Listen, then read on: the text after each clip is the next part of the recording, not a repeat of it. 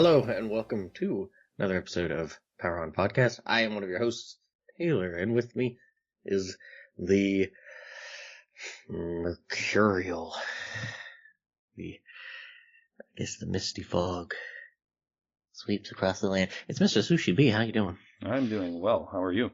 I'm doing all right. It was a bit of a lengthy day at work, and I've gotten through it.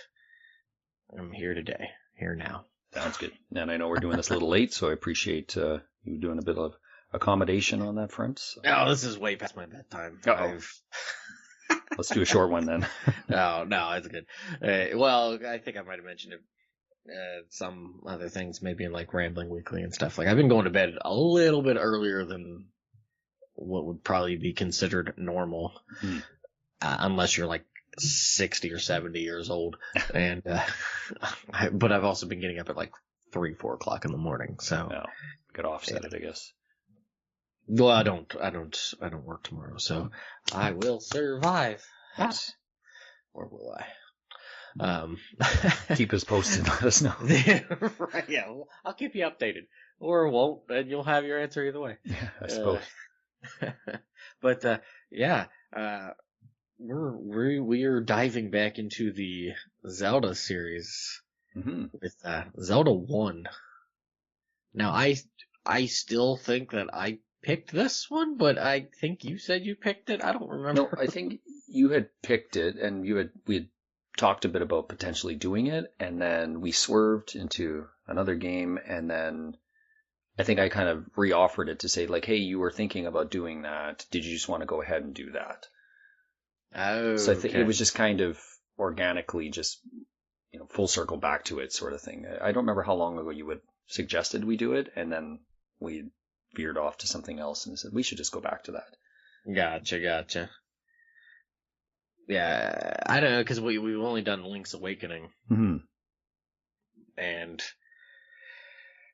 I don't know. It's Zelda series is. We were talking a little bit before we started recording. It's a little bit of a weird one. There is a very strong pocket of people who love these games. They are really, really fanatical about them. They are. And some people are just kind of ho hum about them. This one in particular, I remember playing a lot. And even the original one isn't really one, even though I remember playing it a whole ton, as well as the second one as a kid.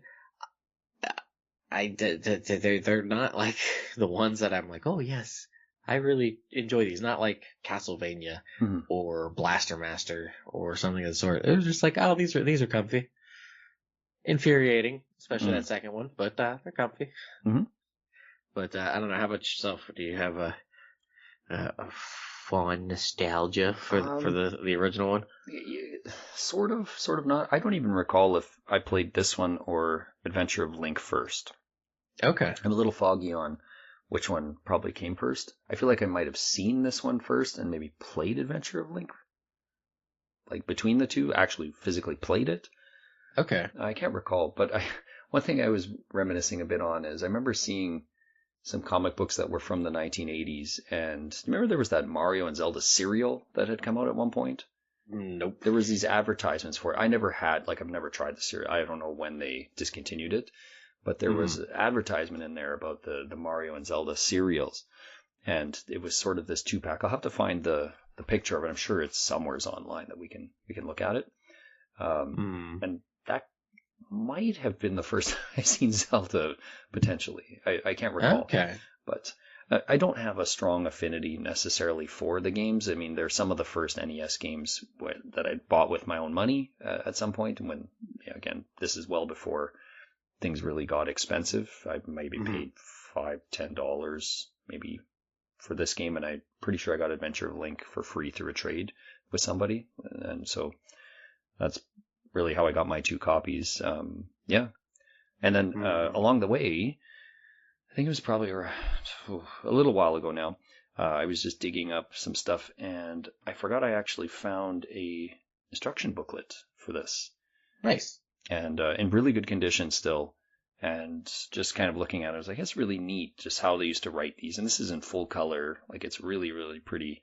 I really, really love the art imagery of this first game. I think it's really cool. Just some of these pictures of, Link standing in certain spots and like these shadowy demon figures, in the background and things like that. And that one with him standing in front of that labyrinth entrance, and he looks really dwarfed, like he's so tiny looking, and that entrance looks really tall with the fangs and stuff. And yeah, I really love the art. I think it looks really cool.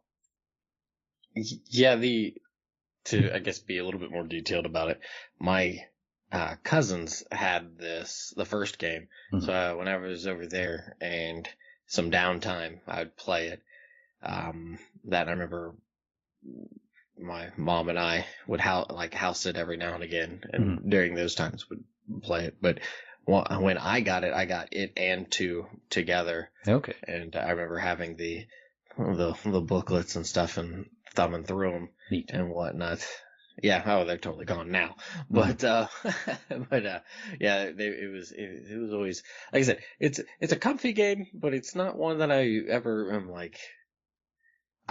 So playing through this, right? Because we're going to talk about Quest 1 and Quest 2. Right. Playing through this, I remembered like everything, and I had not Okay. played this game in probably 20 some odd years. Wow. Okay, maybe not 20. Now that I think about it, it would have been 2000, I think 2006. So it was 17 years ago. Because I remember I played through, what was the GameCube collection that had this, 2, and the Master Quest? Yeah. It came with Wind Waker, right? It was like a pre-order bonus. That for a stint there was quite expensive because they were, you either had to have the NES games or that was your only other option before all the download services and everything. That or you can play it on the Game Boy Micro. Sure, whatever. Well, yeah, because they came out on Game Boy Advance.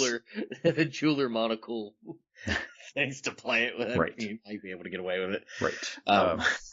That's a really interesting device. I have the Famicom plate release, like the one that was, I don't know, everyone seemed to think it was limited in Japan, but it has like the Famicom Gold and Red. That's the color scheme of it. Right. Yeah, it's got a beautiful screen, like it's beautiful backlit screen. It's just really, really tiny. You don't want to be playing like any RPGs where you can't really decipher what's being said. To kind of swing with a quote out of Zoolander, is this a game machine for ants? Yeah. It's got to be at least 3 times bigger, or whatever he said. What does Will Ferrell say? So, okay. Yeah, that's a fairly well-quoted line from the movie. Right. Oh, yeah. So but yeah, with Quest 1, when you played through it, did you remember a sizable chunk? Yeah, I did. I had a pretty good memory of where, the entrance of level 9 Death Mountain was. There was quite a few. There were still a few that I didn't recall very clearly, but and some of the dungeons were not like really easy to remember necessarily on Quest 1 at least, because I've never played through Quest 2 all the way. This was the first time I've ever done that. And I would say that's the one thing that kind of tripped me up a little bit, that there were certain things from Quest 2 that I kept on trying to do in Quest 1. I'm like, why isn't this working? And then when I did it in Quest 2, I was like, oh. Yeah. Like using the whistle in the desert area to get the heart container. I was like, oh. Right. Yeah, Quest 2 is certainly a lot more... I would say it's trickier, right? There's some of the hidden stuff is a little bit more really trial and error, whereas the first game, there are some, but they don't feel quite as hidden. Sneaky. Yeah, like they're a little more sneaky for sure in the second Quest. Which I think it's a great example of what can be done, because you think about it, not including the dungeons themselves, the overworld map is 8 by 16 or 16 by 8. It's what is that? 100 and it's 128. Whatever panels, yeah. It's quite large. it's large, but it isn't convoluted. Mm-hmm. Like once you get familiar with it, you're like, oh, okay, all right, I can kind of navigate my way through this pretty easily. Outside of the sneaky, oh, you need to go up The forest. X amount of times to get to the top of. Oh yeah, that one too. Yeah. By the waterfall, or going through the lost Forest maze, or whatever they call it. Yep. And navigating through that. Mm-hmm. It's it is.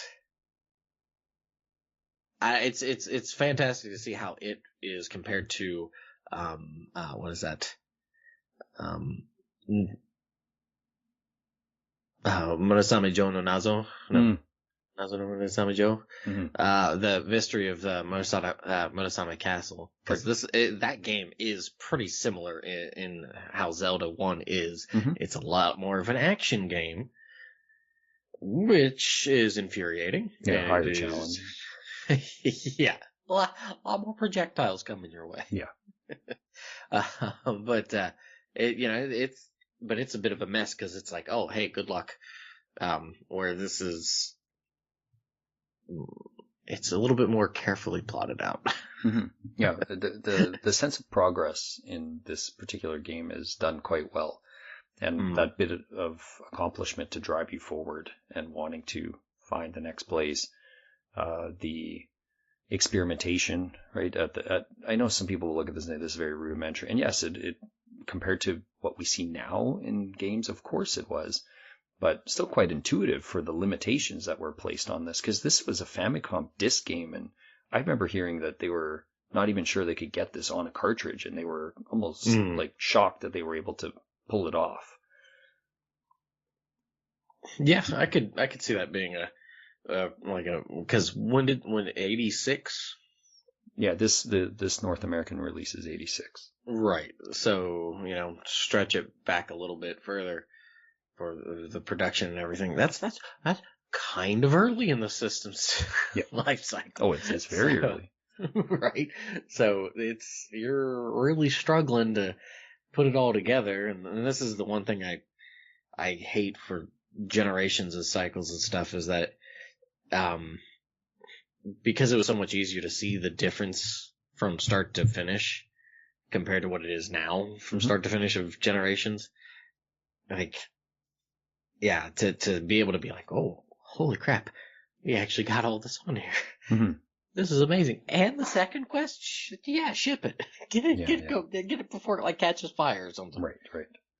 And then they slap on a thing that says, hey, this won't catch fire. A seal of approval. Seal of approval.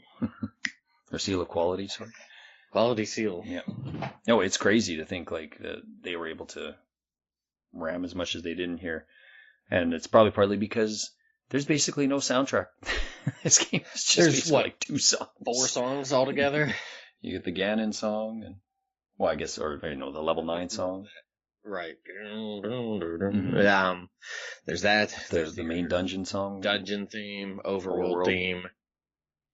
The credit, which is kind of like the opening theme. Yeah.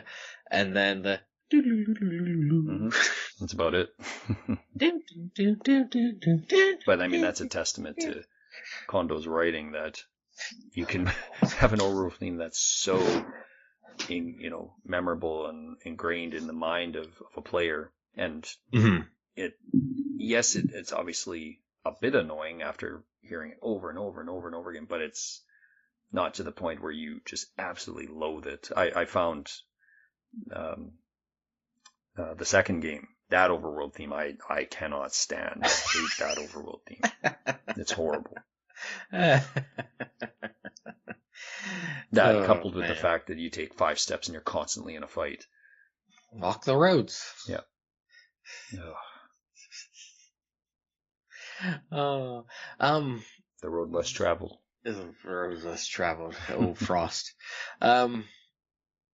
Yeah, and this is something that always bugs me.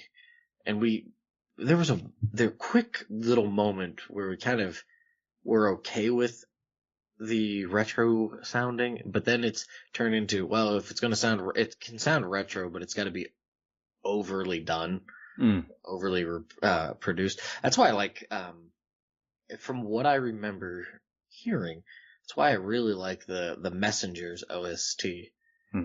Because even though it fluctuates between 8-bit and 16-bit, from what I remember, the composer made sure that it was still able to be something that could be played on hardware if needed. Okay. Kind of thing. Like that was the limitation. That was, I swear that's what I remember reading. So yeah. Okay. To like the having those sorts of limitations. Like I know I don't ever really talk about it too much, but I mean, Castlevania's OST is like one of my favorites. Yeah, I and know it's that. what 12 minutes long.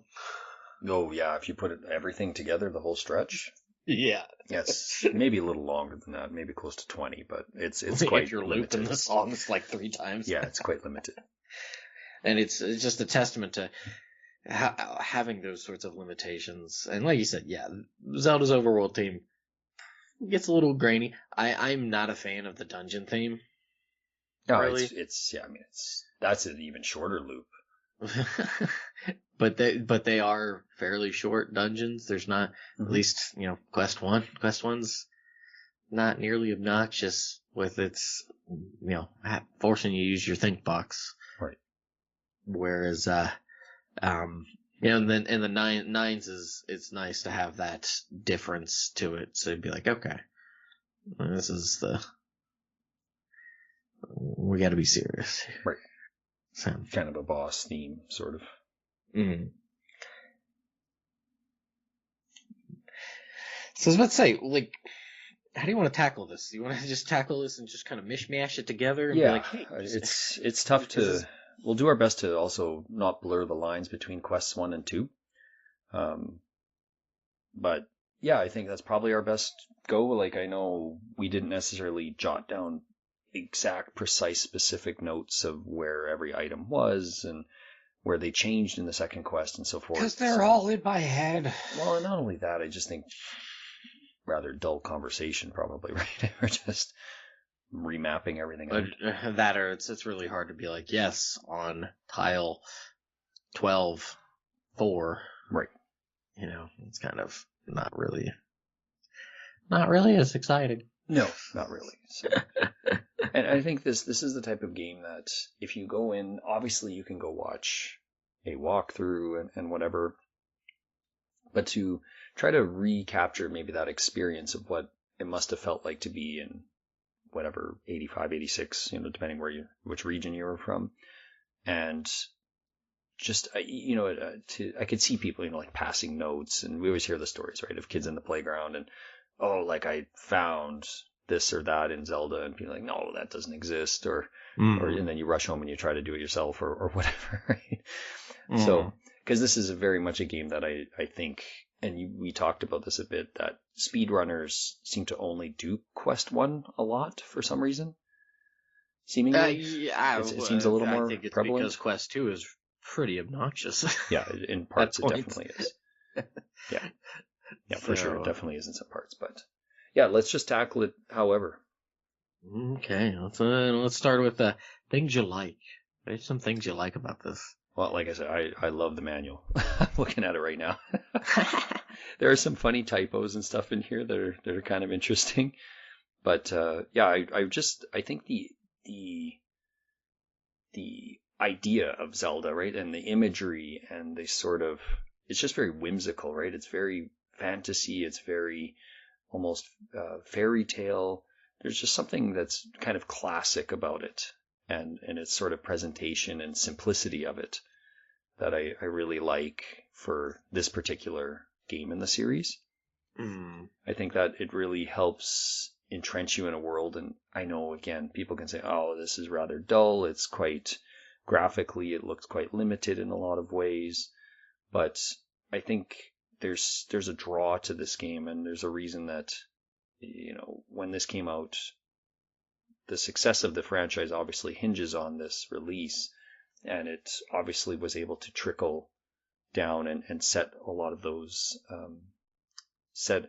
like the groundwork, right, for what Zelda continues to be to this day, even though the Breath of the Wild and that series is starting to kind of veer off into more of what the modern, I guess games look like, right, with very open world and stuff. The spirit and essence is still tied back to this game. Well, from what I remember, especially when they were making Breath of the Wild, was that like they took huge inspirations from the original in that, you're just going to explore and find this stuff out. And I think there was even a like in-house 2D style version of it, just to kind of get into that mindset. And like me, there was a moment that, and I'd still like to do it if the opportunity arose to like make something similar in a game, where I just really like the concept of it. It's like, hey, all right, you get the idea, and you just plop, you're in, try to figure it out. Right. And it's not overly complicated, and sure, it can get obnoxious. You're trying to figure out stuff. Cough, cough, blue candle. But push this more block. Than do what? Pushing certain blocks and certain points, and like there's some annoying parts for sure. Right. There's some stuff you're kind of like, okay, all right, I need to figure out this, right. or it's stuff that like after so many years, you get used to it, or when you play for a while, it's like you get the idea. But when you're first starting it, it's like this is kind of annoying to figure out this, or to get bombs and having to deal with trying to get rupees to buy bombs if you can't ever get a drop for them, because Lord knows I think when I was playing it this last time, there was a point where it was like, oh, I haven't gotten bomb drops for like what feels like 30 years. It's just going around and like, and it's always really one of the some bombs. Dungeons where you desperately need them too. That, or it's like, hey, I would really like to get the heart container that's here on the shores, but because I have no bombs, I can just only stab at it angrily, going, wow, that'd be really nice. Right. Really nice. But, those sorts of things aside, because I know there is a science for the drops, and I'm too dumb to retain that information. That gripe aside, things are well enough or plentiful enough that if you just go adventuring and explore the overworld, you should be able to accrue enough stuff, as long as you're not getting slaughtered by Octoroks and everything in between. Moblins, goblins, Zolas. And, the Zolas are the just wonderful. Out of reach. Seriously, that, and it's always obnoxious. It's obnoxious until you get the white sword. Yep. And then you're like, okay, go away forever. Well, again, if you can reach them though. Well, well, that's why you just have to be good and don't get hit. And that was, I think, something that was also really neat, is to have the shooting sword. I don't know where that concept came from, to be like, oh yes, you have full hearts. Well, you get to you have the full power of your weapon. The full power thing. Yeah, I like it. It's nice. It's cool. Neat. And it's cool that you get it right from the start. Like, that could have easily just been on the final sword.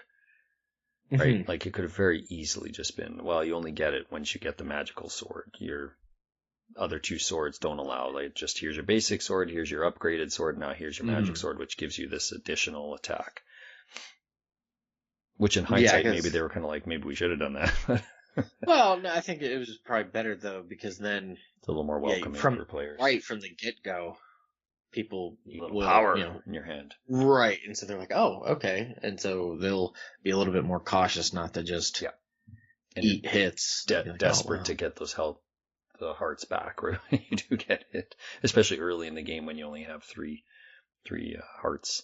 Right. So a little bit easier to die quick. Mm-hmm. Yeah, no, for sure. Yeah, I agree. I think that's really cool. I was just thinking as you were talking about that, I wonder what this would look like to give a young child this game now who hasn't maybe experienced, and it'd be very difficult, right, to give this to a child who hasn't maybe experienced video games or some sort of television show that's just very, I don't know, easy to gravitate to. If you gave this game to them, what would their response be like? Would it be the same as a kid from, the mid 80s who had never experienced anything like this? Because I think this generation's kind of quote unquote Zelda has really been probably Minecraft, right? That's probably the game most equivalent to what this was like with the exploration. I know there's more of a building side to that game, but there is still like exploration and so forth and experimentation and things like that. So it kind of, to me, that I can see that, progression to where Minecraft is kind of like the original Zelda, but just with some new added elements and things. That, and then there's also the hurdle of seeing somebody play for the first time. Like even somebody who, like, I remember my youngest brother, not like I bullied him into it, but I was like, oh, you gotta try. I'm curious to see how you try, like, playing Mega Man. And it was the most, like, I died on the inside watching him play, because it was just like the most, like, stilted playing ever. Where's the analog on this? Right. It was just kind of like, everything was a chore, and not in a good way either. It was just like, come on. There's a different sense of wonder, and just, again, he's already been exposed to so many higher technologies and stuff. And that's what I'm thinking. What if you gave this to a kid who was, say, 5 or 6 and didn't really have exposure to cell phones and stuff yet, and touch screens and so forth? What would their thought be playing this, and how would they try to problem solve through some of this stuff? Like, I think this game is probably more attuned to maybe a 7, 8-year-old at least. Like 4 or 5 is probably a little young. They probably still struggle with, okay, a bomb can blow a hole in the wall or that kind of thing. But I'd just be curious to see how would they respond, and how would they try to problem solve in a game of this nature. Yeah, I don't know. I try to think back. And now that we've said it, there's going to be some parent who's like going to document this all on YouTube or something. Right? I don't know about that, but you never know. I'm trying to think.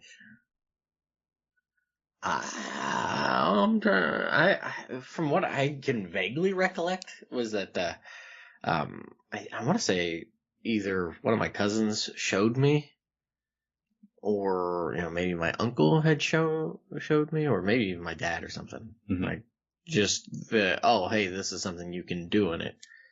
But beyond that, like, oh yeah, this can burn bushes, but you can only do it here. And then it's just kind of, once getting that, it's like, oh, okay. But I don't remember if it was how much they showed me versus how much it was just me having to, like, figure it out. Right. Like the boomerang was totally just figure it out. Right. Or, missing an item and how that can really disrupt your progress. Right, and it's something I like about with, like, Quest 1 and stuff, and Quest 2, is that the early items that you get in the dungeons, you don't necessarily need it. They're really handy. Well, that boomerang is pretty handy. I hate having that first boomerang, though. Because it never goes far enough. Oh, it's come on! Right, it's like, oh, this. Wait, and a thing I like about it as well is that, like, when you get the magical boomerang, how all those stupid monsters then get the magical boomerang as well, and you're like, really, guys? Really? This is whatever the game we're playing? Can do, we can do better. Yeah, that's true. But do they have a magic whistle? Well, not only that, but can they throw it behind themselves while still looking forward? I don't think so. That's true. Can they throw it at an angle where it goes upwards and you can still be walking the other direction? Exactly. I always love doing that. It's so Yeah. stupid, but it's like, yeah, Yeah. I'm trick Yeah. shotting boomerangs. That poor weapon really falls off. Like once you get into the 3D games, it seems like the boomerang really just became sort of a non-existent or non-important weapon. Yeah, it's really hard. I think it's in, Yeah, Ocarina Tears of of the Time, if I Kingdom. remember. Yeah, it's in Tears of the Kingdom, and it's Hmm. like, um,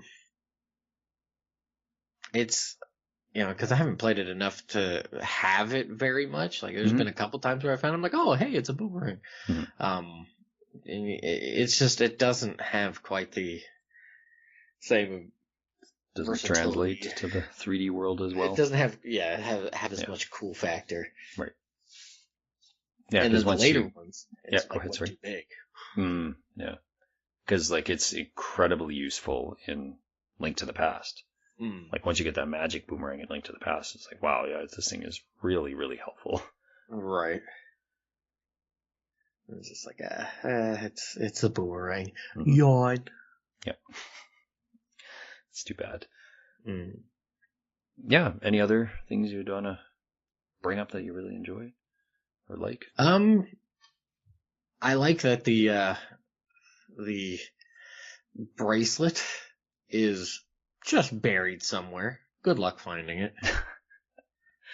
I do actually like that. Hmm. It is because when you find it, you're like, oh, that's really neat. Are there more things to find? I Hmm. mean, odds are that you've probably already found things like hearts and stuff by that point, or just the different secrets. Like there are secrets galore in this game, Yeah, and there it's not are. even like it's super duper secrets as well. It's just like, oh, it's a secret to everybody. Here's $20. Shut up. Get Right. out.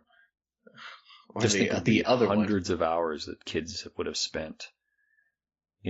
Oh, you've only got the blue candle. You have to literally walk off screen, 100 times to try to check if there's any hidden secrets with bushes and things like that. Right, that or the oh shoot, what was I gonna oh I don't remember. I don't remember what I was gonna say. Like pushing all of the stone statues and things. Yeah, well that one is pretty quick. I Hmm. mean, having the bracelet and being able to then unlock the stairways Right. to different spots is a really cool Hmm. thing that I like because it's like, oh, okay, we get this new piece to access and stuff. And because of how Quest 1 is, and then being quite intimately familiar with it, to the point where it's like, okay, not quite blindfolded, but yeah. It was really nice to have it be a little bit more of a fresh experience in Quest 2, where you've got to work to find where certain things are. Hmm. And then it does sort of force you into certain avenues where you can't just be like, oh, it's like, oh no, you're not going to get the ladder for a while. Good luck, Right. because you're going to have to like walk like all the way all to the, through the forest maze and through the graveyard and everything. Oh, you want the letter to get the potions and Hmm. not to keel over dead? Well, that's going to take a while. Right. Yep, And that's true. it's neat that to have that in there. Just in general, just as a concept, to be like it takes the idea of what was from like the Super Mario Brothers game, where it's like, oh, all the Goombas have turned into the hard shelled stupid things, and it's Mm. like, oh, you can do more than just this stupid little thing and make it so much more. Right. Yeah, And for that sure. always made me happy. As it says there, with anything else that really get you going on this? Like I said, I've kind of already talked about that sense of wonder and exploration. I think it's a really strong component to this game, and it still works pretty well. Mm-hmm. Um, I mean, Obviously the tools are kind of limited to some degree in this game, just because Yeah. as the series progresses, there's a lot more unique items and things to come. But again, just from a starting point, there's some really interesting ideas here. Like I know the raft, it kind of like, okay, it's only used like for like 3 things, but and you have to go to a lot of trouble to get it, basically just to get to one dungeon and a heart. That's about it. But I think for the most part, I like the simplicity of the items that are shared in this game, like the bombs, the boomerang. Then you get an upgraded boomerang, then you get bow and arrow, and then you get unfortunately, you get an upgrade later, way too late, really, at that point. And the red ring as well it's kind of unfortunate you get those items so late, and I think it could be useful later on, like earlier on, but. Yeah, the ring in particular, I mean, you're at least able to purchase it's pretty, one of them, depending on, like in Quest 1, it's not too far from where you start, but, you gotta make a lot of bread to a lot of farming. get that one. Yep. For sure. But it also makes the game really easy. It definitely makes it easier. So it's a bit of a reward, right? Like for going to the trouble of getting all the rupees and finding the spot. And I don't remember the second one being too far off. Was it not too far from the graveyard? In the blue ring? Or no, it's in the top corner of the mountain. In Quest 2? Yeah, it's in the top right corner, isn't it? There's a shop way in the right hand corner. Right, where the secret, let's make them like let's play a money making game. Right. Oh yeah, I never bother with the. I rip you off usually. I didn't play it this time, but I vaguely remember as a kid doing it, and would just pick the center one, and it would like one of those things where I think it worked decently, but this is also going off of memories from about 30 years ago. Yes. A little fuzzy, and I don't think that's quite right. Fair enough. I like the step ladder. I actually really like it. I know it's such a stupidly straightforward item. Right, but I like that. I also like the book. Because of just being able to, the book of, what is it? I think it's just a book of magic, right? I think it's just the book of magic in English. Which kind of completely, no, isn't completely. It really gets rid of needing to use the candle to light up the rooms, which is kind of nice. I will say this, though. Both of my playthroughs, I somehow managed to get the book, but not the wand. So the book's useless. The book is absolutely useless without the wand. How'd you forget to get the wand? I don't know. In both playthroughs, of both the first and second quests, never found the wand. I don't know why. Just completely bypassed them. Oh. And it's not even an item you need, right? It's very much an optional item. So it's a very good item, but it doesn't do tons of damage, and it's kind of no. But once you get the flame on there, that's pretty helpful. It is, but it's like dealing with the bubbles when you can't use your sword for a moment. Right. Yeah, like it's your one option. Yeah, that or just bombs. Just use bombs. Or if you have the candle by then, you're just torching the heck out of things like that. You just got to get really close. I like how you can put down a bomb and not blow up, but you put down a candle flame and you're like, ah! Yeah, I kind of forgot that because I would like put bombs and then run away. Yeah. And eventually I blew myself up and I was like, oh, where's the earth shattering kaboom? Nope, kind of thing, nothing. Right. Then you put down a flame and turn into Martian Manhunter. Right, with the Frankenstein, fire bad. Yeah.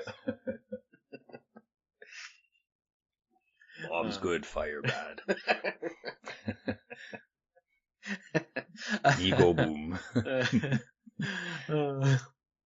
Yeah, it's a weird. I don't know if that was a technological mistake on their part, potentially, or why that would be that way. But yeah, I don't know. That or they're just like, let's not make this too much of a troublesome thing. I don't know, but every time I use the candle or whatever, I just feel like I constantly walk straight into it. Run right into it.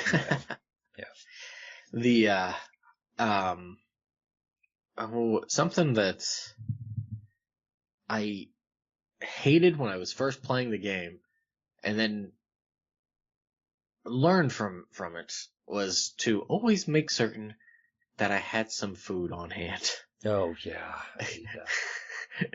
Grumble, grumble. Grumble, grumble. Because by golly gee, I remember as a kid getting stymied by that, going, what the, and then it happening again, Yeah. you know, in a later dungeon, and you're like, this sucks. And ever since then, I always made sure it's like, okay, where's the super cheap food? Buying it. Get it. Now. Yeah. Oh, that ham hock, that thing ain't cheap. Like, what's the cheapest you can get it at? 90? I think 60. Is there 60? Okay, I know it's think typically it's with 100, and then I remember right. finding, I believe, a 90, and I don't know if I found the one that was 60. It's the one with the blue ring. Oh, okay. Like that's so yeah, it's 60 with the blue ring. Yeah. No, I don't like, that's one of the items I really do not like. And it's not reusable, right? You have to go buy another one. Yeah. The magic potion is a nice one. That's definitely helpful for new players.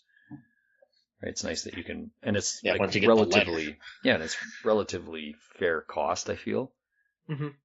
Like 42 gets you the one, and then it's like, well, you should definitely just get the second. You get 2 potions out of that. It's a good deal. Mm-hmm. So yeah, once you find the letter, obviously. As long as you don't run into the money losing secrets. You broke my front door. Pay for it. I like that. Link's Awakening is the worst one. Thief. Hey, you should. Well, don't be a thief. Yep. I think it's a pretty. Link gets his thief's reward. That's. Well, you can also steal the bow and just never go back. So. Oh yeah, that too. Yeah. I wish you could fight that guy off. Like, I wish there was a way to just fight him. Throw a chicken at him or something. Right? I'm trying to think. Don't you? If you do that, don't everybody on like Coland Island? They call you liar or thief Yay. or something. Yeah. They're like, look, it's the thief or something. It's the thief. Yeah. But if you never go back in the shop, you won't get killed. Well, I guess just don't ever go back to the shop. No, you can finish the game without going back to the shop. And you know, when a nice twist ending. So like when Link awakens at the end, that he just awakens up in a prison cell because he's still in the dream world. In his dreams.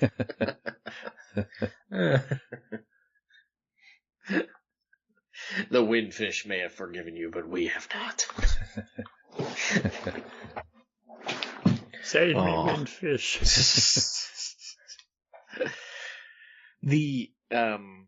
As I say, how do you feel about the whole fight with Ganon? Because that's that. I know we don't have good terminology, but that's somewhere's in the middle line for me. Yeah. I mean, it's definitely, as I said, looking through the manual, and there's just this amazing art of that one image of it's like not quite a shadow, it's almost like a flaming demon that I presume is supposed to be Ganon on there. And Link's got a Triforce that he's raising up towards him, and he's kind of got the no look on his face. It's certainly, they do, for having such limited text and stuff in this game, there's a good amount of sort of menace to Ganon. Like just reading through the scroll, at the beginning of the game, and then obviously if you go through the manual, you get a lot more. But it's certainly leaves something to be desired in that you don't really see Ganon, really, for the most part, right. Aside from those sword slashes. And then, I can't remember, in the first quest, it's less sword slashes, isn't it? Is it 3? It's 3. 3, and then an arrow, and then I think in the second quest, was it not 4? Whatever it is, it's limited, right? Like both of them, it's not like a long, expansive fight. We get those as the series progresses, and you don't really get a particularly great look at Ganon, right? You can, I guess you can pause the game and get a look, but still left a little bit of a mystery to a degree. Mm-hmm. I don't know. It's certainly weird that you just basically hit him a couple of times and then shoot an arrow at him and that's it. Yeah, it is certainly a bit of an anticlimactic fight there, especially when you have all the, not all of them, majority of the bosses are pretty crummy. Yeah. I mean, they're not Like, too hard, the other than dongos, a Gleeok or whatever, right? Like the Triceratops things. Are we serious? Like, Mm-hmm. seriously? Mm-hmm. Well, what's the other one? The aqua marina or whatever? What's the unicorn thing? Oh, Unicorn right. Dragon thing? Yeah, that's like, okay, thanks for playing. Yeah. I like the I don't remember what they're called, but the 4-pronged little piranha plant things that fly around and stuff. Oh, the Manhandla or whatever it is. Yeah, I mean, this game has the monsters have such dumb names. Like, yeah, and I don't even know if those are the direct translated names or not. But I liked that thing. That was obnoxious. But the Gleeok. The Gleeok was, at least that was an appropriate fight. When, especially in Quest 2, you're like, oh, okay, this is hard. Yeah, well, certainly rehashed it comes up 4 times or something. It does, but I mean, it's when you're having to take it on with a wooden sword. Yeah, it's like, man, this is kind of tough. Yeah.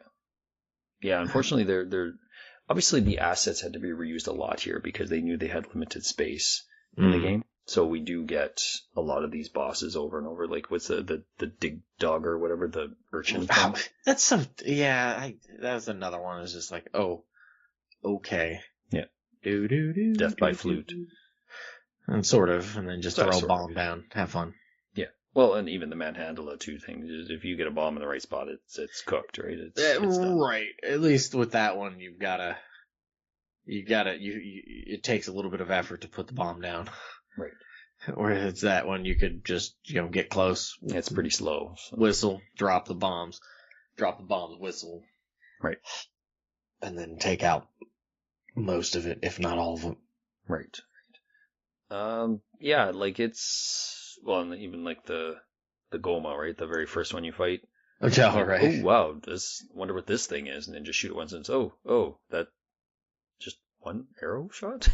Like, yeah, and they even give you the clue about that. It's like, don't just shoot it once and it'll go down like the blue one takes 3, but I wonder what a silver arrow would do to that thing. I would assume just one shot, right? If you get around to fighting one, a blue one. But yeah, they're not amazing. I mean, that's true. They're not amazing. I think Link to the Past is probably the first game where you really get like kind of true, really unique, interesting bosses. I don't know. I think Zelda 2 has. Well, doesn't have they got some eagle thing and the dragon that comes from the pool of lava or whatever. Yeah. You got the one that's riding on the kind of like the jet horse sort of thing that you have to knock off. The unicorn head. They're definitely probably more unique, but I still think they kind of eh.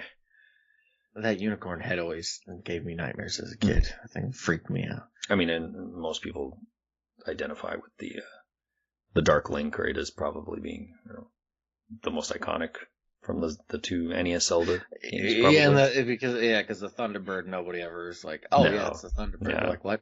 Oh, that thing. Yeah, just whatever. Kind of just looks like the second form of Dracula a little bit. Kind of. The happy dancing demon thing is just like, hey, hug me. Oh, goodness. Well, that and Link to the Past does add in a lot more of the dimensionality, like the moth fight. I always remember that one. There's more variety in the context of those battles too. But it's not really necessarily fair to go from 16-bit to. They just obviously much more honed craft at that point and stuff. Mm-hmm. Or like, was it the demon in the town, right? That's pretending to be a princess to be rescued or whatever. The one you put in the sunlight and then turns into Okay. that spinny head thing. I was thinking of Zelda 2. I'm like, when the heck does that happen? No, in Zelda sorry, Link to 2? the Past. No, you're good. Yeah, there's a lot more, I think, unique bosses. Yeah, because in you that game, gotta get the sunlight and Right. stuff. That one was always. Yeah, and some are really easy in that game, admittedly, too, but there's just a little bit more variety, I think, in those bosses. Yeah, it's a very appropriate step up. Yeah, from like that first Dark World boss, right? The sort of dinosaur tail thing. Yeah, That's pretty cool. The shielded face. Breaking its mask off. It's pretty cool. Because you can do that multiple ways too, right? With the hammer use the bombs, you can use the hammer. bombs. Yeah. And I mean, I get it. Like, there's just a limited pool to work with here, but at least you can use the bombs to wreck the unicorn. Yeah, the dark nuts, you can blast them pretty good too. Yeah, I hate the dark nuts. I don't like them, especially the blue ones. Well, and I get it. They're annoying. The thing is, though, I played this off annoying when there's like 8 of them on screen. Well, I was gonna say when I was playing this on the Switch through the online service there. Online service, yeah, that has it in there, and it's got to be because of how the D-pads are made or something. Where I could be pressing in one direction, but it'll have me go a different direction. Because of how the D-pads are put together. Yeah, okay. And it didn't matter like which controller I was using. This was constant. And I was just like, okay, I really don't need to be running into these guys. Right. I only have so many hearts and so many bombs. No, for sure. For sure. I think another thing I just really appreciate is just the fact that you get that second quest. Like that's like I know we've already kind of hit that point a little bit, but just the amount of value you'd be getting for your game is just crazy, right? Like that's really crazy. You're already getting a lot of value just having the first quest alone. Like if this game only came with that, it's still a really great experience, right? You're still getting a lot of great game there, but then the fact that you're getting this second opportunity and it being rearranged, this isn't just Ghosts and Goblins where it's like, oh, guess what? You just got to do it a second time, but you need a special item. Where it's the same game, basically. Whereas here, yes, you can argue it's more or less the same game, but because it's rearranged, it offers a new experience. So I think that's pretty crazy to think that back in that time that you would get that on a cartridge, right? Like now it would be like, oh, pay an extra $10, we'll give you, an additional downloadable dungeon or whatever. Well, that's the testament to the game, right? Is that like even with that value isn't really, it's more of a novelty. Right. Because everybody's just more so focused on Quest 1, which is a pretty neat thing about it, because Quest 2, I think because of how obnoxious it is, and I don't mean that to be like it's bad, it like you cut your teeth on Quest 1, and the game breaks your teeth on Quest 2. Yep, it sure can. Like it's tough. The second quest is definitely tough, and like as we were saying, a lot of those secrets are they can really rack your brain, right? Okay, quest or level 8 is quite obnoxious, where you're pushing blocks. So those the stairs will appear in the corner, and you're like, okay, well, this must be the next path. And the next thing you know, you've just looped through the same thing like 4 times because you're supposed to walk through an invisible wall. And when you start getting invisible walls and stuff, it's like, oh gosh, this is really frustrating. Yeah, because level 4 in Quest 2 does that as well. A lot where it's like, walls. You didn't do and I was mentioning it to you before we started the recording, is that is where I had stopped as a kid, because I didn't end up beating Quest 2 when I was younger. It was because of that, because I didn't. It's quite frustrating. Realize you had to do because it's to get to where you need to go. It's segmented off from everything else, and it's like, well, you need to know that you gotta figure it out, or you get stuck in there. Like there's a part of that dungeon where you can just kind of get stuck, and it is not fun because it's the door is one way. that there's like oh, there's that room in there that's like the 100 bombs or the hundred coins or rupees for the bombs, extra bombs. Yep. And not too far from there, if you start going north, you eventually get to the point where it's like, oh, I'm looping around. I really don't want to leave my life nor money. This sucks. Right. So you're kind of stuck there unless you somehow try to scrounge up or, cheese it by save warping to the beginning of the level, Right. which I don't know how you do that with the Switch. I don't know. Dying and continuing, I guess. No, you never die. No dying allowed. But it is frustrating to know that is a parameter that you can get past because it isn't introduced to you very clearly in the first quest. And the only way I can think of it is if you were pushing against the wall and trying to put a bomb down and still walking in that direction and suddenly realizing that you were walking through without putting down a bomb. It's like the only way I think you could really there were some spots in the first one. I think the only thing I can think of is that you had to bomb most of the walls. Well, I was going to say the only thing I can think of is extrapolating the lesson from the overworld where you have the secret, where you go up at the top right, and then go from there. Like, I'm trying to remember how I learned about that, and I can't. I can't remember. It's just, again, lots of trial and error, I guess. Right. Like, I can just imagine being in a room and just trying to use the whistle constantly, right, to see if it wouldn't bring up a staircase or things like that. So, yeah, like, once you figure out the whistle can seemingly do some very bizarre things, that it's like, well, maybe that triggers something. So, yeah. But I think I'm pretty well tapped out on the positives or the good stuff. I don't know if you have anything left. The clock.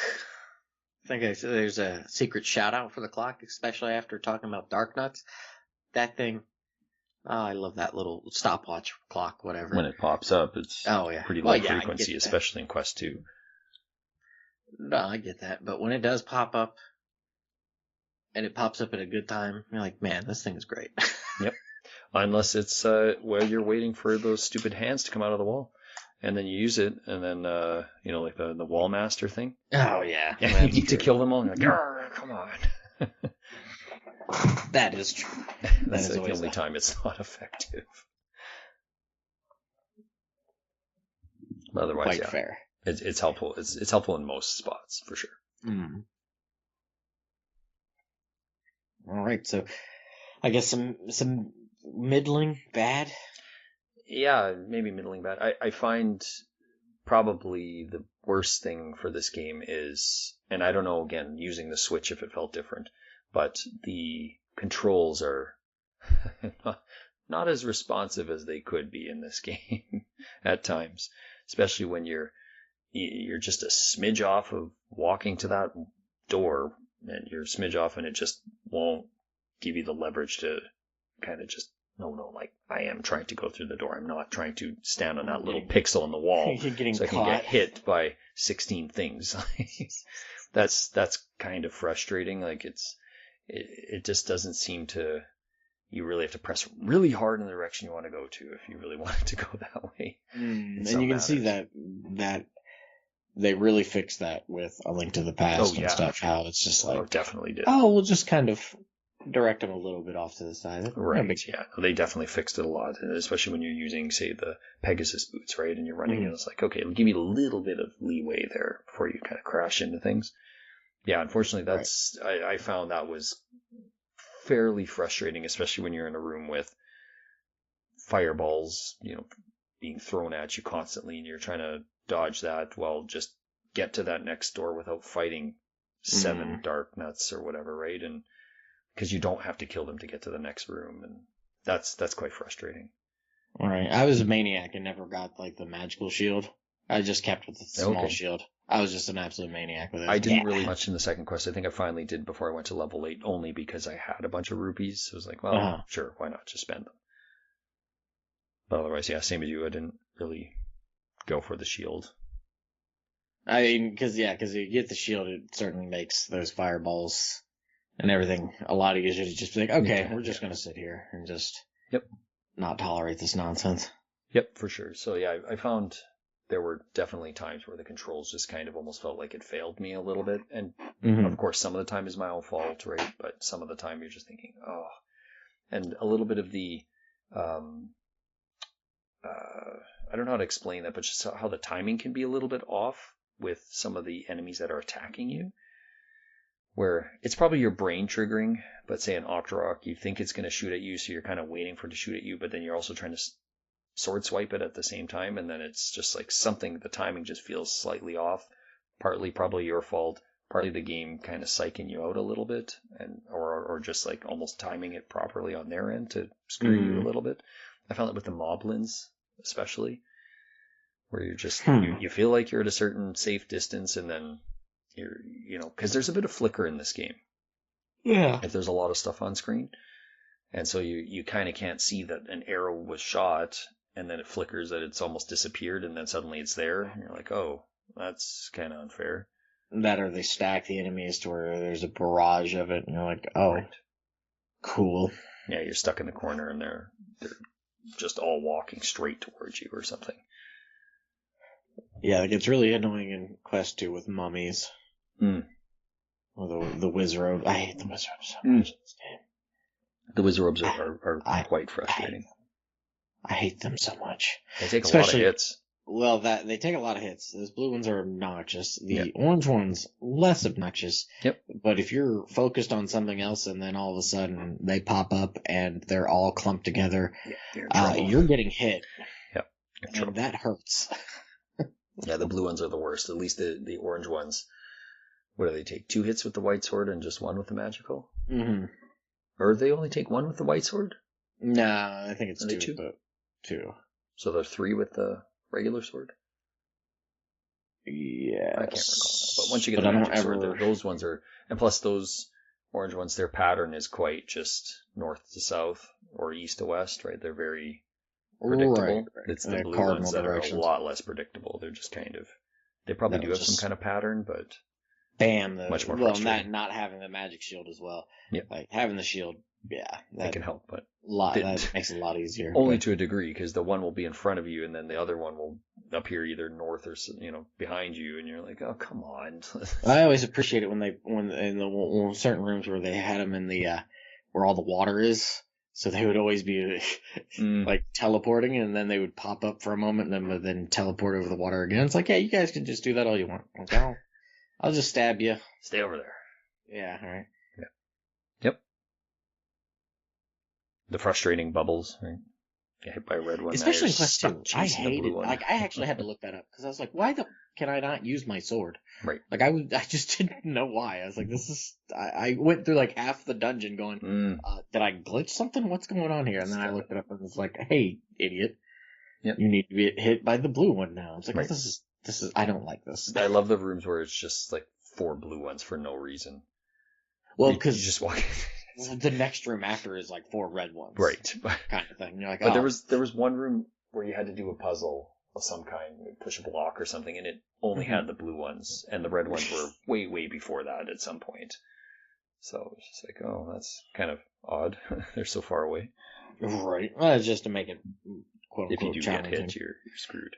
Obnoxious. Yep. I don't know. Is there some areas that really stand out to you? You're just like, go away.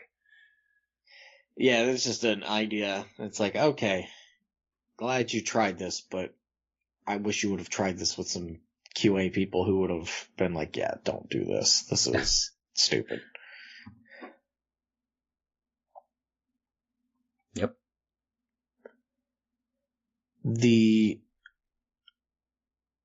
I get, because it's an early game. I'm definitely with you that it can feel a bit clunky. Like I said, the controls, and I think it's probably just because of the controller, but it could have been just how the game was. I would do something, and it always gets really bad because it'll register the flick back or something. If you like let off the joystick, if you use the joystick, it'll turn you around. I lost count of how many times I would go to swing at something northward, because the idea was swing at something northward and then cut to the left or right, probably dealing with dark nuts or some nonsense, to only go hut and then turn around and then stab and go, no, Link, that's not, no, that is not what I want you to. Oh, you're not there. Right. Tricked myself. Yeah. I was using more of a traditional controller, and so it wasn't quite doing that, where it was almost like glitching out, but it was certainly, there were just those points that if you play the original Star Tropics, it kind of feels like that too, where it's like clunky and you can't quite maneuver how you want to, and right. So it's just a little bit frustrating, and you're getting hit by things sometimes of your own doing, but other times not, and that's where the frustration starts to settle in. Yeah, it's a bit annoying. Yeah. Like the statues, even if you have the magic shield, like when the statues are constantly shooting fireballs at you and you are trying to avoid or dodge or stab at something else, that does really wear thin on your patience quickly. Yeah. Plus, because they push you back when you get hit, right? It kind of shoots you back, 2 steps or something, roughly? Something, yeah. So that's also frustrating. Yeah, it's one of those where it's kind of about the best thing about it is like, oh, I'm about to get hit by Dark Knight, lose 2 hearts, or I can just eat this fireball, take a half a heart, and get out of dodge. Like that's right. About the only bonus of it. For sure. It's definitely an NES mechanic, though, to fall back somehow when you get hit by things. I think Mario's one of the few where you didn't, right? Where you shrunk or you automatically died, but you think Ninja Gaiden, Castlevania, you always get hit and you fly back some ways. This game, Metroid? I can't remember Metroid. Do you kind of fly back? You do. I know in Super Metroid, I can't really think of. I imagine you would in Metroid, but I didn't really play Metroid that much. It was definitely a mechanic, though, that was of the time for sure for a lot of games. So, but that certainly can wear thin on your mind and really make you mad. So, and then I think, as we talked, like Ganon is quite, unfortunately, underwhelming. You get to all this lead up and fight 15 Gleeoks. You fight all these things several times over, and then you get to Ganon, and it's a pretty pretty straightforward fight. The bee circle, whatever the hell those things are called, I can't remember. Oh, I know what you're talking about. The blue thing in the middle, and then it's got the little ones that are spinning around it. Yeah, and you're just kind of like, okay. Yeah. And then it's like, oh, it's a circle on a 2D plane. Now it's like a vortex kind of thing. Yeah, there's the one that sort of spins more different pattern. Yeah. All right, I'm good. Yep, for sure. So I for the longest time didn't realize this, but I always just tanked the fire hit at the end because I didn't realize you could actually stab it to dispel it. No. After beating Ganon. Right. Just go for it, man. Right. Well, yeah. Thankfully, it never got to a point where it was like, man, I only have this one last hit. Half a health. Return of Ganon. You would have got the Return of Ganon screen at that point. But yeah, again, there's not a ton that's horrible here. I mean, graphically, again, yeah, it's a fairly simple looking game. Lots of continually reused assets, so I could see that maybe being a bit dull into some new players. Other than that, yeah, not too much. I mean, unfortunately, a lot of the underground tunnels, if you will, are basically exactly the same. Right? You get the one where you get your item set up a certain way, and then you get the one that's climb down the ladder, climb up the other ladder. That's all it is. Right, yeah, With it's the same. What are those? The keys? Is that the name of the bats? Keys? the key, yeah, keys. Yeah. I mean, that's kind of, again, that limitation on the amount of data probably available to them and stuff, unfortunately, makes that rather dull. Yeah, I would just cut out the stairs up and down and just have the automatically in the next room. Right, that and just have the items be the actual thing. But if it came down to needing to, have some space, I mean, who knows how much or even space. just because you come down the tall ladder and then even remove that second ladder and just have it at the corner, right? They don't need that second ladder to climb up to go to the left again in that second box space to come back down to go back up. Like, they could have easily just done that. And full well knowing that every time you go down a ladder, you're going to see 4 bats every single time. So it's too much repetition, and it doesn't really add any excitement. And it doesn't. Not only does it not add excitement, but it doesn't really build anticipation. No, there's no real good function for it. Yeah, because maybe have some anticipation if there were other things there, but things that's always the same. You're just like, okay, whatever. Yeah, if they maybe had a room full of those jelly blobs or something, right? Like just something different, but it is the exact same thing every single time. Right. So that's rather unfortunate on that front, but. Yeah, and then I guess some of the secrets are a little too hard to discover on your own, like finding levels 8 and 9 in the second quest are not exactly, you're not really given much to go off of. No, it's pretty out there. It's really just spend hours just looking for these. Well, and that was the thing, like I remember finding those as a kid. And those just being burned in my head, probably because they made me so mad. I was like, I'm never forgetting these. But a new player will have no clue. Right. I guess level 9, it's kind of like, okay, its place on the map, it's like, would I have thought to go there? No. And the problem of having limited items to spend really makes that worse. That's where, again, you're going to get incredibly frustrated. Whereas if it was like, okay, this opens up by using a sword swipe or something, it's like, fine, right? It's not finite. But if you have no clue and you're using these finite items, that's really annoying. Right, because like I think there were bombs at the part where the statues come alive on that side of the map. Okay. Like, I think there is a bomb shop, if I remember, or there's a shop that has bombs, but to have to get these bombs and then go out there and then blow stuff up and then just kind of continue outward and everything. Yeah, total guessing game. Makes it a pain in the butt. Right. I mean, it's just as much of a time sink as it is using the recorder. Right. And be like, oh, is there something here? Oh, but again, is there something? An unlimited use item at least, though. Exactly. So that makes a huge difference then. Oh, well, on Death Mountain, you're going to find your last 2 dungeons, and good luck.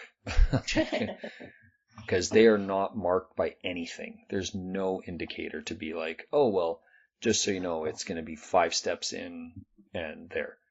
Kind of reminds me of I've always heard of the end of Phantasy Star, where, to actually find Dark Force, and it's like just down that random hallway, and it's like 4 steps from the last wall, and you're supposed to turn left, and there's just a door there, and you literally walk in, and there's Dark Force, and there's no indication that that's there.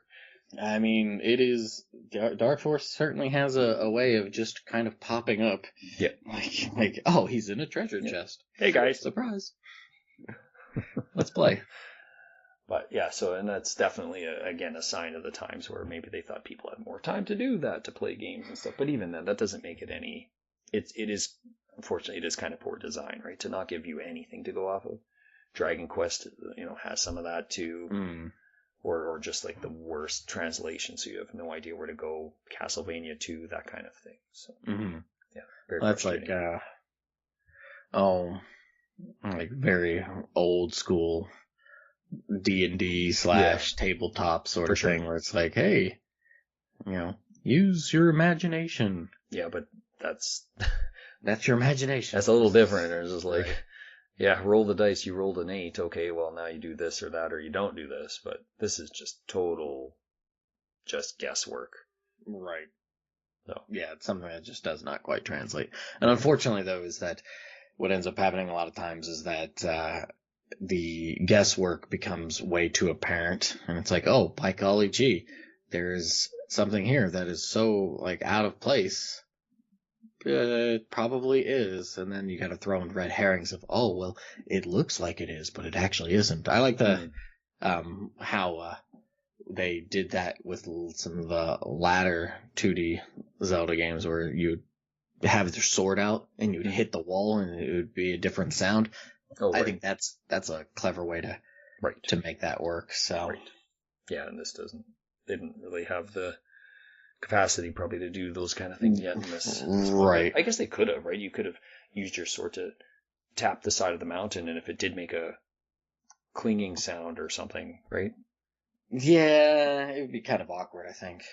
Kind of, but at least it would have given you something to go off of rather than just, you have finite number of bombs.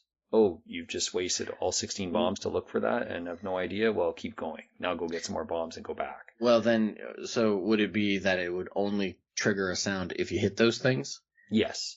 Okay. Yeah, that would be the way you'd have to do it. Because if you did it where you would hit anything, because you'd never get a sound, right? Like when you normally swipe at too many sounds. Yeah, no, it would only be on those particular spots to be like, oh, wow, I found a secret. I'm going to bomb this now. Yeah.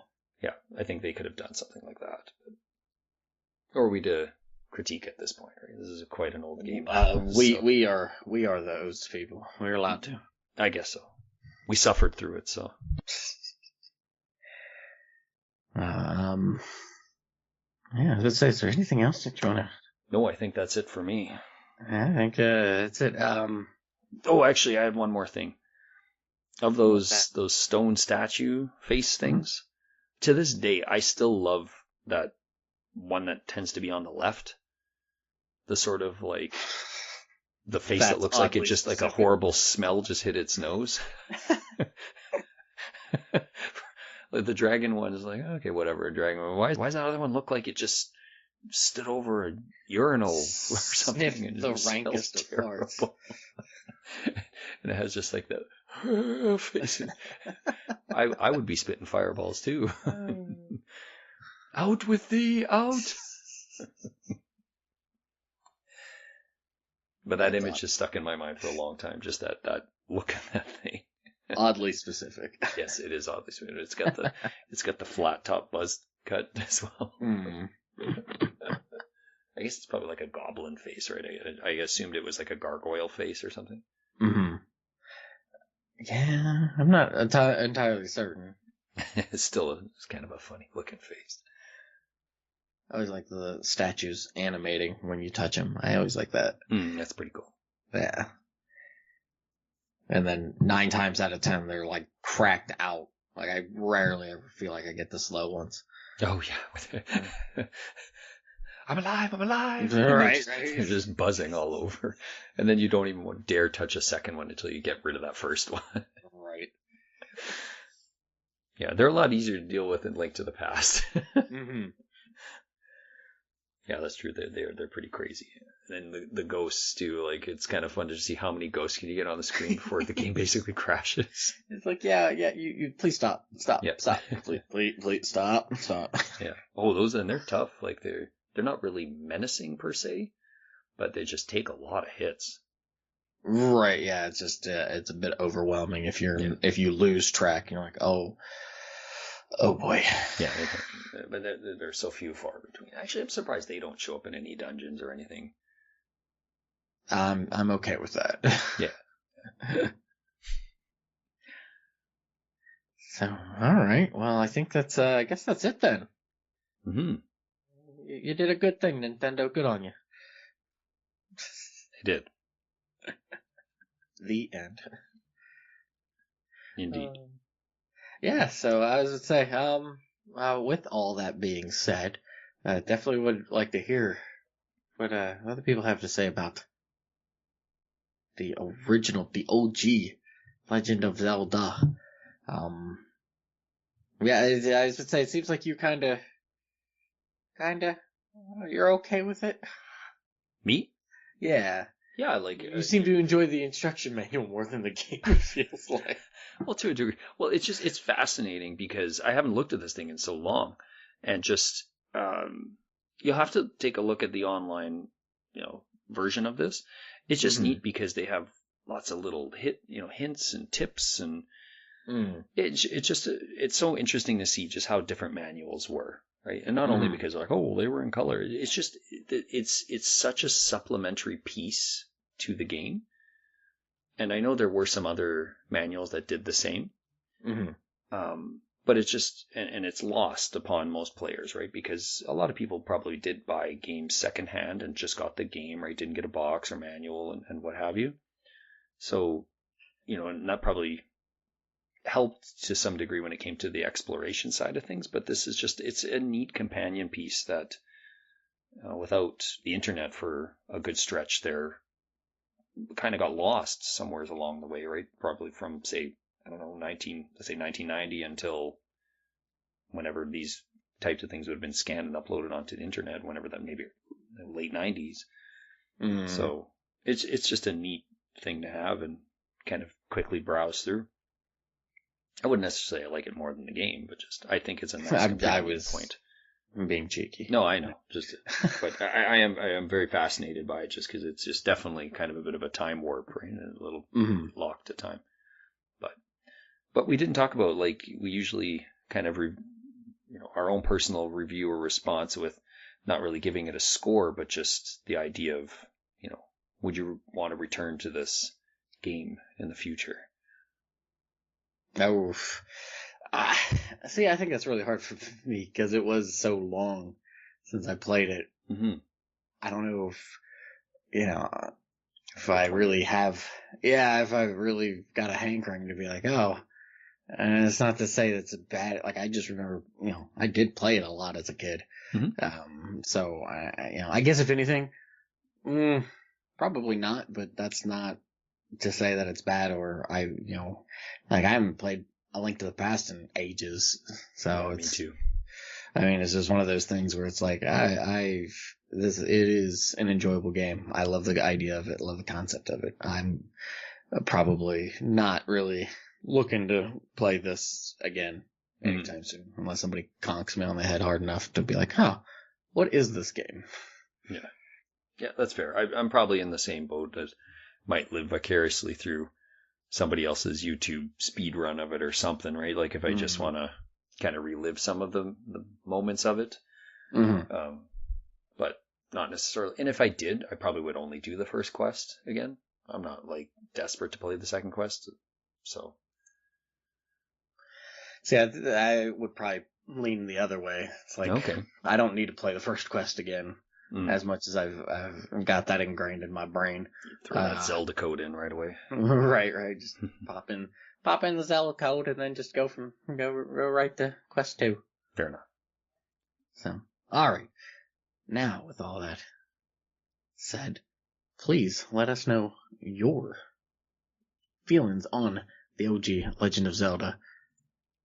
And yeah, see, especially nowadays where things have they've moved quite on since these days of yore. Yep.